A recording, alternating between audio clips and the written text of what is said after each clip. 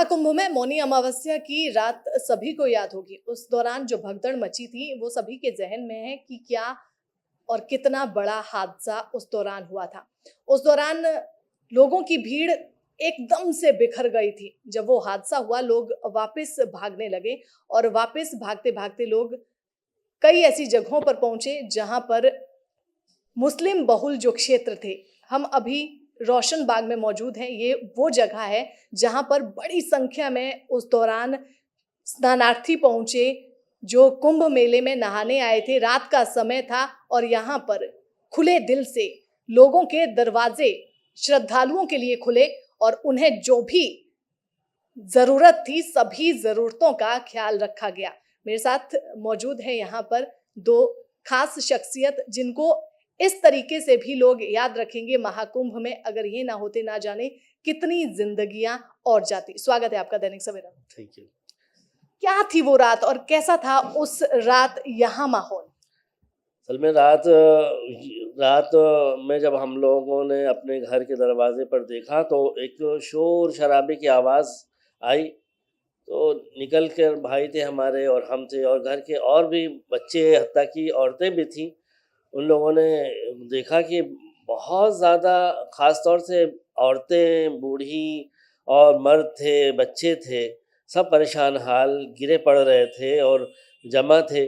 और कोई ये कह रहा था कि मुझे ज़रा-सा पानी आप पिला दीजिए, ज़रा मुझे जगह दे दीजिए, हम बैठ जाएँ। हम लोगों ने कहा नहीं, बहुत ही शौक़ से आप बैठ सकते हैं। हत्ता कि हम लोगों ने अपने घर के दरवाजे जो लॉन थे उसको खोल दिए और हम लोगों ने कहा आपको कोई भी ज़रूरत हो आप बेफ़िक्र जो है आप यूज़ कर सकती हैं। और हम लोगों ने फिर उनके लिए दरियाँ इस्तेमाल की, बिछवाई ताकि वो लेट जाएँ। इसलिए कि स्टेशन पर भी लोगों की भीड़ की वजह से उसका रास्ता बंद कर दिया था और पुलिस वालों ने ये कहा था कि अभी आप आगे नहीं जा सकते हैं, आप वहाँ पर भी बहुत ज़्यादा रश है, वरना और भी उस चीज़ का डर है कि कहीं और हादसे बढ़ सकते हैं। इस वजह से लोग परेशान हाल मोहल्लों में, गलियों में घुसे पड़ रहे थे।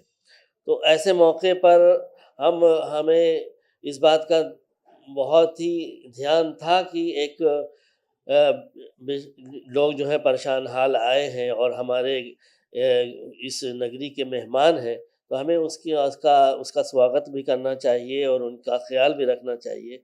इस नज़रिए से हमने, एक इंसानियत के नज़रिए से, ताकि उन्हें किसी किस्म की तकलीफ़ ना पहुँचे, हमने उनकी मदद की। और जहाँ तक खाने-पीने का सवाल था, बिस्कुट वग़ैरह मुहैया किया गया, पानी की बोतलें जो है हम लोग ले आए और सारे बच्चों ने भी बाँटे, हमारे घर की अफ़राद ने और लोगों ने फिर। और आपने भी देखा होगा शुरू में बहुत उसका चर्चा भी हुआ कि मुसलमानों ने बहुत खुल कर के, दिल खोल कर के उनकी मदद की। और बस उसमें यही हमारा नज़रिया था कि जो, जैसे एक शेर है कि मज़हब नहीं सिखाता आपस में बैर रखना, तो उस नज़रिए के तहत हम लोगों ने उनकी मदद की ताकि वो आसानी से अपना सफ़र ये तय कर सकें और वापस आराम से जा सकें। बहुत ऐसी चीज़ें थी, महाकुंभ जब से शुरू हो रहा था, तो तमाम तरह की इस तरह की चीज़ें सामने आ रही थी कि मुस्लिम पक्ष, जो मुस्लिम लोग हैं, उनको पीछे करने की कोशिश की जा रही है और उनके लिए जो उनका व्यवसाय, उनको व्यवसाय करने नहीं दिया जा रहा है। योगी जो है सीएम यहाँ के, वो भेदभाव कर रहे हैं। इसमें कितनी सच्चाई है? असल में चूँकि हमारी फ़ील्ड ये सियासत है नहीं, ना पॉलिटिक्स में हम लोग पढ़ते नहीं, हमको तो सिर्फ़ ये देखना था कि एक परेशान हाल आदमी, एक परेशान व्यक्ति जो है, वो हमारे दरवाज़े पर आ गया, तो हमारा क्या कर्तव्य बनता है कि हम उनके साथ किस तरह का सलूक करें। को देखते हुए हमें उसकी कोई ख़बर भी नहीं थी कि योगी इसके बारे में क्या कहते हैं या उनका क्या प्लान है, या वो जो भी करते होते, तब उसके बा उस बातों को अगर हमारे हमारे कानों में वो बातें पड़ी भी होती, तब भी हम ये नहीं करते कि हमें उनके साथ बदसलूकी करते। हमारा इस्लाम भी यही सिखाता है कि जो भी आपके दरवाज़े पे आ जाए, उसके साथ रहमदिली की जाए। हत्ता कि एक जानवर भी आ जाता है, उसके पानी पिलाने पर हमें बख्शिश का वो सुना दिया, परवाना सुना दिया जाता है कि अल्लाह ने उनको बख्श दिया एक जानवर को पानी पिलाने पर। ये तो अल्लाह के बंदे थे, एक इंसान थे, हमारे घरों के मेहमान थे। तो हमारा ये फ़र्ज़ बनता था कि हम उनके साथ अच्छा सलूक करें, चाहे जो भी गवर्नमेंट का या किसी का भी इस सिलसिले में कोई भी वो रहा हो, तो हमें उससे कोई मतलब नहीं था।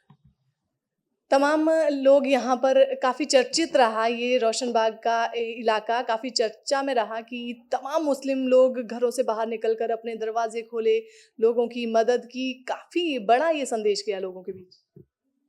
हाँ, असल में वो मौका ऐसा था कि वहाँ पर कोई भी दीवार मज़हब की, धर्म की या पॉलिटिक्स की, वो तोड़ने वाली थी, क्योंकि इंसानियत सबसे पहली चीज़ है, इंसानियत, भाईचारगी।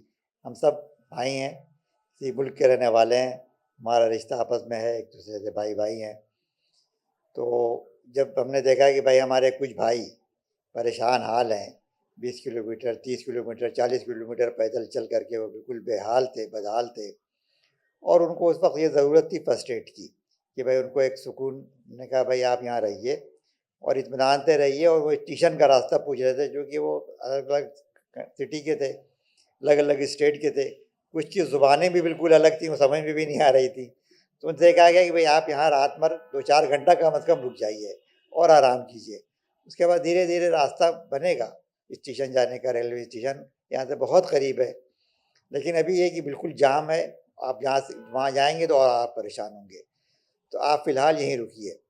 तो हम लोगों ने फिर वो सामने दुकानों में, मार्केटों में सो खुलवा दी गई, वहाँ लोग रुके। फिर वो ये बात इतनी धीरे धीरे आम हो गई कि फिर पूरे शहर में, पूरे एरिए जितने थे, इत्तेफाक से जो रोड है जीटी रोड, इस पर काफ़ी मुस्लिम हैं।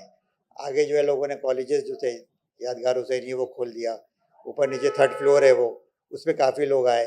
फिर लोगों के बड़े बड़े मकानात थे, उसको लोगों ने खोल दिया, मुमताज़ महल कॉलोनी हॉस्पिटल के बिल्कुल सामने है, उसमें काफ़ी लोग आए। इसी तरह से फिर धीरे धीरे ये हुआ कि जितने भी वो इस इलाके के जो मुस्लिम, इत्तेफाक ऐसा है कि सारा मुस्लिमी क्षेत्र है, कोतवाली जो शुरू होता है। तो बहरहाल सभी लोगों ने मतलब दिल खोल के मदद की और स्वागत किया, और एक मेहमान की हैसियत से उन्होंने इनकी मेज़बानी की कि भाई हमारे मेहमान हैं, अदर सिटी से आए हैं, हमारा फ़र्ज़ बनता है कि इनकी जो ज़रूरत है हम पूरी करें।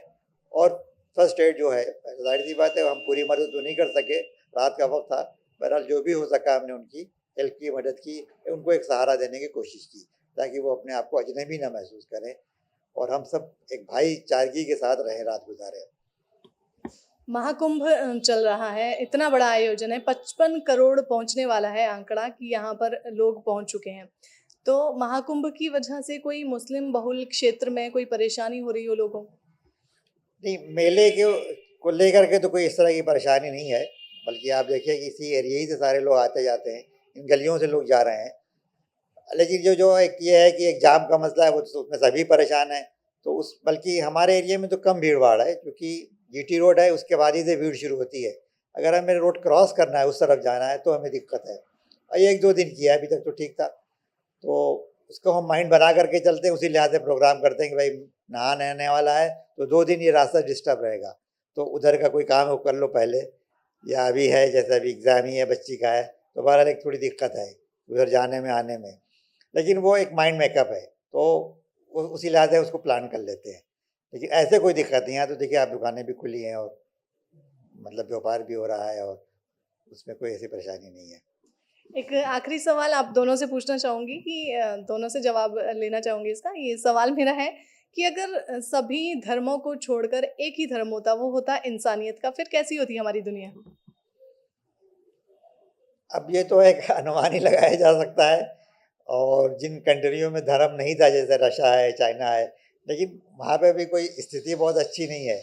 आदमी अगर धर्म को सिर्फ अपने तक रखे, और जो धर्म है, क्यों धर्म इंसानियत ही के लिए है, और इसी धर्म की वजह से आदमी इंसानियत को इख्तियार करेगा। एक एक हमें एक खौफ होता है कि हम ये नहीं करेंगे तो अल्लाह हमसे पूछेगा, या भगवान जो भी हो, जिसको भी हम मानते हैं वो हमसे पूछेगा। तो हमने रात में निकल के, हालांकि उस वक्त सर्दी भी थी, काम के हम लोग 2-2:30 बजे रात तक बाहर थे, तो मैं इसीलिए कल हमें हमारी पूछ हो जाएगी आखिरत में कि भाई तुम्हारे दरवाजे पे इंसान थे और हमारे बंदे थे, क्योंकि सबको पैदा करने वाला हमारा ये अकीदा है कि अल्लाह ही है, ईश्वर है, वही सबको पैदा किया है, सब उसी के बंदे हैं।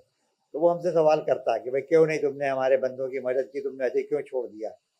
तो अगर धर्म इसलिए हो कि आदमी धर्म को माने, धर्म इंसानियत ही के लिए है, तो ऐसे तो मतलब हमारे ख्याल से महज इंसानियत के नाम पे कोई हर आदमी फिर अपनी चलाएगा और झगड़ा होगा। आपसे भी यही सवाल है, आप क्या कहना चाहेंगे इस पे? अगर पूरी दुनिया में, आप पूरी दुनिया की छोड़िए, अपने देश की ही बात कर लेते हैं, हमारे भारत देश में अगर कोई धर्म नहीं होता, हिंदू मुस्लिम सिख ईसाई कुछ नहीं होता, सिर्फ सब एक धर्म को मान रहे होते, वो है इंसानियत का, फिर कैसे होता हमारा भारत? नहीं, मेरा कहना तो ये है कि धर्म ही इंसानियत सिखाता है। अगर हर धर्म वाला अपने धर्म के हिसाब से अमल करने लगे, जो उसका सच्चा वो है पैगाम है, जो धर्म कहता है जिस तरह से काम करने को, आपस में आप देखेंगे जो भी धर्म वाले हैं आम तौर से अच्छी बात ही सिखाते हैं। वो जो आप भेदभाव जो हो गया है वो उस वजह से हुआ है कि लोगों ने अपने धर्म का जो सच्चा रास्ता है उस पर चलना छोड़ दिया है।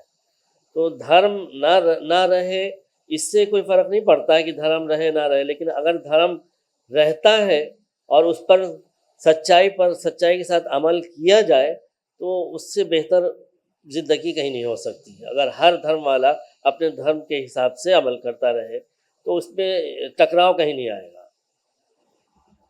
ये थे हमारे साथ वो शख्सियतें जिन्होंने मौनी अमावस्या के दिन ना जाने कितने लोगों की जिंदगी बचाई, ना जाने कितने लोगों को सहारा दिया, ना जाने कितने लोगों को पनाह दी। जो महाकुंभ पहुंचे थे स्नान करने के लिए, मौनी अमावस्या का स्नान था, अमृत स्नान उस दिन था, इसीलिए वहां पर इतनी भगदड़ भी मच गई थी। मरने वालों का आंकड़ा भी बढ़ता ही जा रहा था, जिसने सभी को, तमाम लोगों को परेशान कर दिया था। लेकिन इस तरह के भी कुछ उदाहरण हैं, हमारे प्रयागराज में ही मौजूद हैं।